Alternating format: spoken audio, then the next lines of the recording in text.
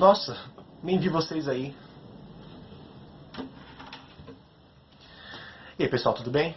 Então hoje a gente vai falar um pouco sobre clonagem. Parece coisa de filme, mas na verdade é muito mais real do que você imagina.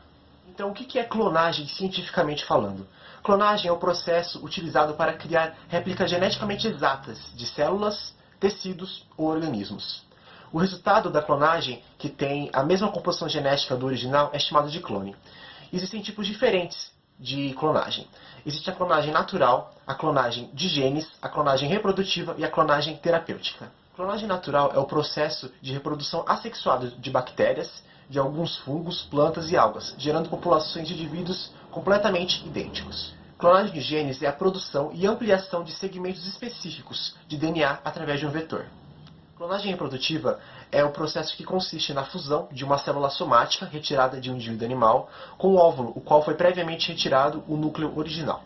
Também existe a clonagem terapêutica, que é o processo que cria células-tronco embrionárias, que podem ser utilizadas na produção de tecido saudável, para substituir tecidos doentes ou lesionados do corpo humano.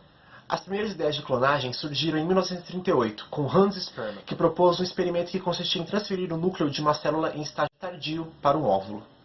Em 1952, os pesquisadores realizaram a primeira clonagem de sapos, a partir de células embrionárias, e assim demonstraram que a transferência nuclear era uma técnica de clonagem viável. E na década de 1980, foram criados os primeiros mamíferos por transferência nuclear. Mas foi em 1996 que os fatos mais marcantes sobre a clonagem surgiram.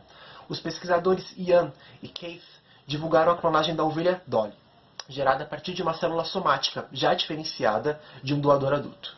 Nos anos seguintes, diversos outros mamíferos foram clonados, o que criou um intenso debate sobre clonagem, especialmente a humana, o que dura até os dias de hoje. Assim como o uso de organismos geneticamente modificados, a clonagem levanta inúmeras questões e preocupações éticas e sociais.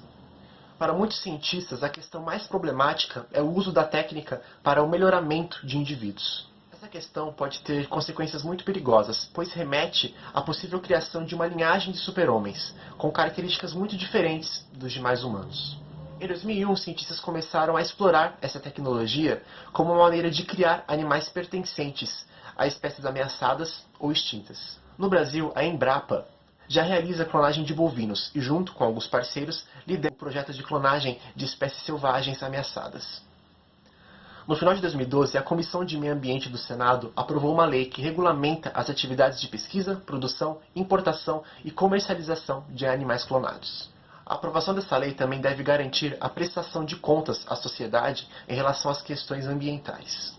Agora, para terminar, vamos ver um pedacinho da primeira reportagem sobre a primeira ovelha clonada, a Dolly.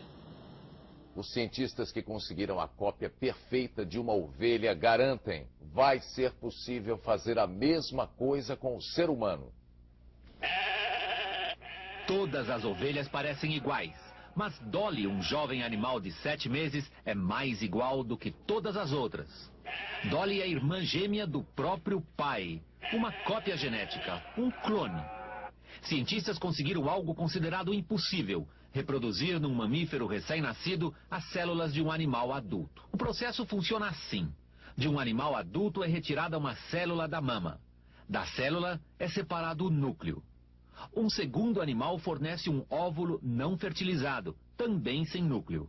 Uma faísca elétrica funde a célula do pai com o óvulo vazio, produzindo um embrião que é implantado numa terceira ovelha. E dela nasceu Dolly. Teoricamente, o mesmo processo pode ser usado para se copiar seres humanos, diz Ian Wilmot. Começou um perigoso mundo novo. Se para a ciência ovelhas podem ser copiadas em massa, nós podemos ser copiados também. A nova técnica de cópia genética vai ajudar a produzir melhores medicamentos e a combater doenças. Mas, em princípio, abre também a porta do absurdo.